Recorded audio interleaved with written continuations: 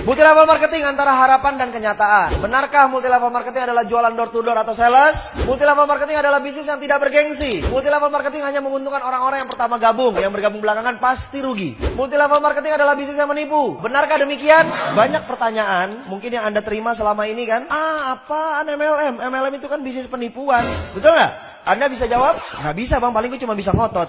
Bukan, anak aja lo, bukan. Kenapa bukan? Nggak tahu, pokoknya bukan. MLM itu kan bisnis yang nggak jelas. Siapa bilang jelas? Enggak jelas. Jambak-jambakan. Kasih tahu dia. Anda tahu nggak bahwa di dunia ini ada sistem pemasaran? Setiap perusahaan yang ingin mencari keuntungan pasti harus menjual produk. Produknya itu bisa berupa barang, bisa berupa jasa, betul?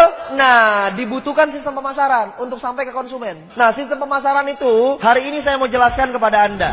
Oke, saya mau kasih tahu sama teman-teman. Di dalam dunia bisnis, ini dibagi menjadi beberapa jenis. Yang pertama adalah bisnis konvensional. Yang kedua adalah bisnis multi-level marketing. Yang ketiga adalah bisnis money game. Nah, supaya kita nggak kejebak, saya mau bahas dulu yang pertama di money game. Anda tahu money game itu apa? Artinya, money, uang, game, permainan, berarti permainan uang. Banyak nggak yang nembak Anda? Ini money game ya? Jangan-jangan ini bisnis putar-putar uang orang, betul? Anda harus kasih tahu, Anda harus sadar. Kita harus tahu bahwa money game itu punya karakteristik, punya identifikasi. Yang pertama, money game yang pertama, sudah pasti tidak ada produk. Tidak ada produknya. Jadi kalau perusahaan ada yang nawarin tanpa produk, pasti money game. Perlu nggak dicari tahu lagi lebih dalam? Nggak perlu, tinggal. Paham? Ada produknya nggak? Nggak ada, sudah.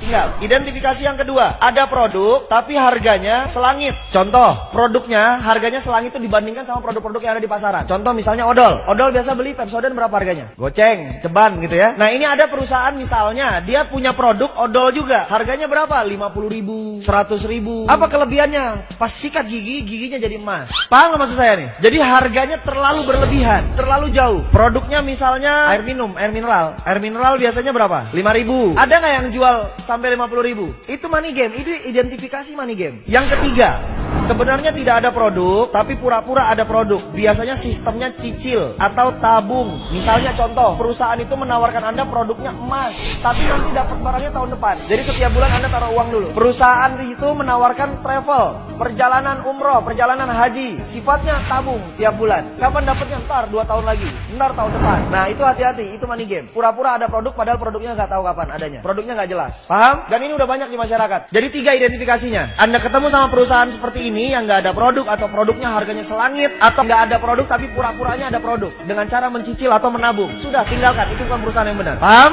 Oke. Kemudian konvensional. Ini yang terjadi di sekitar kita. Pasti ada warung atau toko di sekitar Anda, betul ya? Nah, konvensional ini sistemnya begini. Semua perusahaan tadi saya bilang, semua perusahaan pasti sifatnya melakukan penjualan, betul? Yang dijual apa? Produk. Nah, barang tersebut pasti diproduksi dulu kan? Di mana? Pabrik. Dari pabrik, apakah langsung ke konsumen? Tidak. Dia lari dulu ke distributor besar. Dari distributor besar, dia lari lagi ke distributor kecil. Dari distributor kecil, dia lari lagi ke agen-agen. Dari agen, dia lari lagi ke warung-warung atau toko. Dari warung-warung, baru dia lari lagi ke konsumen. Paham? Oke, yang saya mau tanya, konsumen tahu nggak ada barang yang di warung, ada barang di agen, ada barang di distributor kecil, di distributor besar? Taunya dari mana? Harus ada iklan. Bayar nggak iklan? Mahal nggak bayar iklan? Mahal, betul? Terus, dari pabrik ke distributor besar, ada nggak biaya distribusinya? Ada biaya pengiriman, ditambah harganya. Contoh misalnya, ini harganya 2.000 dari sini, 2.000 perak. Sampai ke distributor besar, dari distributor ke distributor kecil, harganya tetap 2.000 atau berubah? Berubah jadi 4.000, betul? Dari ini ke sini, dari distributor kecil ke agen, berubah lagi jadi 6.000, 8.000 misalnya, betul? Dari agen ke warung, sudah nyampe angka 12.000. Dari agen ke warung, dari warung ke konsumen, harganya jadi 20.000. Paham nggak? Padahal modal awalnya berapa? Nah, kelebihan itu banyak dibagi-bagi. Menjadi jalur distribusi, menjadi jalur iklan, menjadi jalur marketing. Itu di jalur apa? Konvensional. Semua warung begini. Semua barang yang ada di sekitar Anda begini prosesnya. Rokok begini, sampo begini, sabun begini. Paham? Oke. Saya nggak banyak bahas di situ. Yang saya banyak mau bahas adalah nih, multi level marketing. Lalu kalau begitu, apa bang kelebihannya multi level marketing? Multi level marketing ini adalah perusahaan di mana barangnya tetap yang produksi pabrik. Dari pabrik lari ke distributor tunggal namanya. Itulah perusahaan multi level marketing. Dari distributor tunggal larinya kemana? Ke konsumen. Langsung. Loh, terus bang, kan konsumen ini kan member.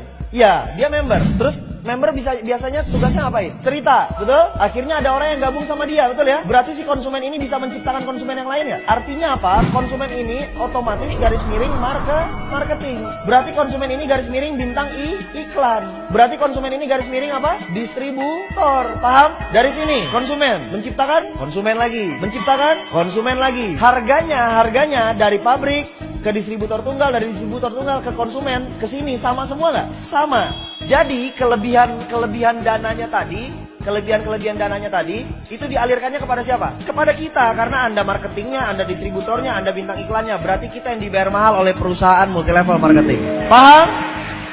Berarti Anda distributor kan? Berarti Anda keren nggak? Bergengsi apa tidak bergengsi? Bergengsi. Kenapa harus malu? Anda distributor loh. Distributor, kalau kalau toko-toko distributor itu yang gede, yang banyak stoknya banyak, yang barangnya banyak. Berarti modalnya gede nggak?